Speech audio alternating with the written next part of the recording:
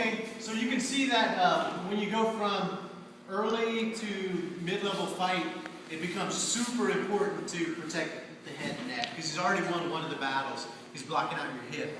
So you can't give him two because then he's progressing through his fundamental 5 of holding top. And we're always, you know, when we're doing bottom, we're reverse engineering the top guy's game more often than not. So if we understand what his objectives are, we're just reverse engineering. And that's what we're doing here. So our first job is to try to keep him from getting our hip blocked out. If we lost that battle, now we got that other battle here. We got to block out that cross face and not let him get to our upper body. If he gets to our upper body, he's going to flatten us out, and we got a whole other fight from there. So, questions, concerns about that so far? I was having more success when I almost was turning face down. But it seems that, you know, I can't. I think, you know, is there a mistake there? From bottom? Yeah, show us.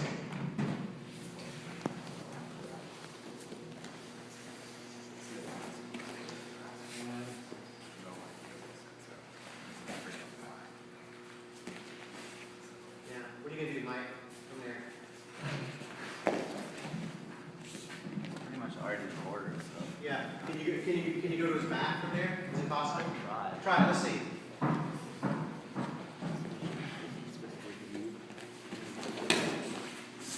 Yeah. Looks pretty good.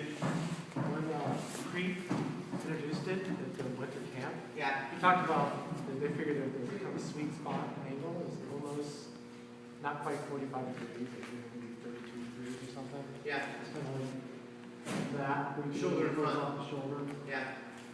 So it's because of that. Yeah. Yeah.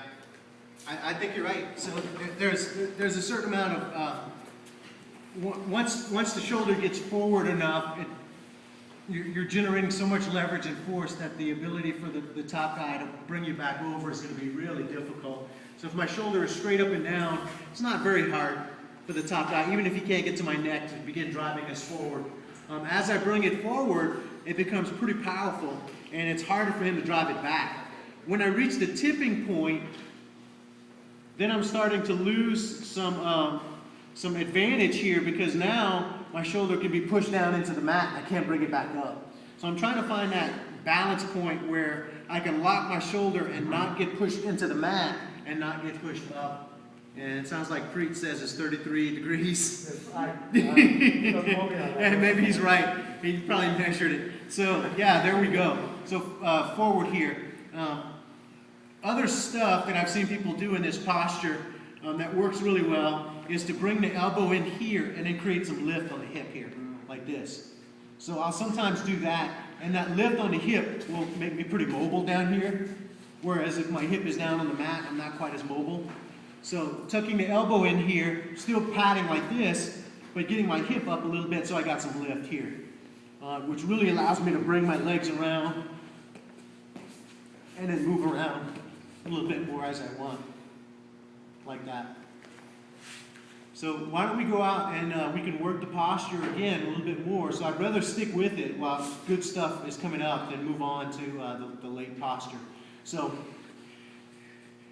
got my head down. Some people do it like this. Some people do it like this, like listening to the mat. I don't know, whichever one seems to close off the space better and your neck can do. I don't know which is the better way. Close off the space. Remember, elbow here or here.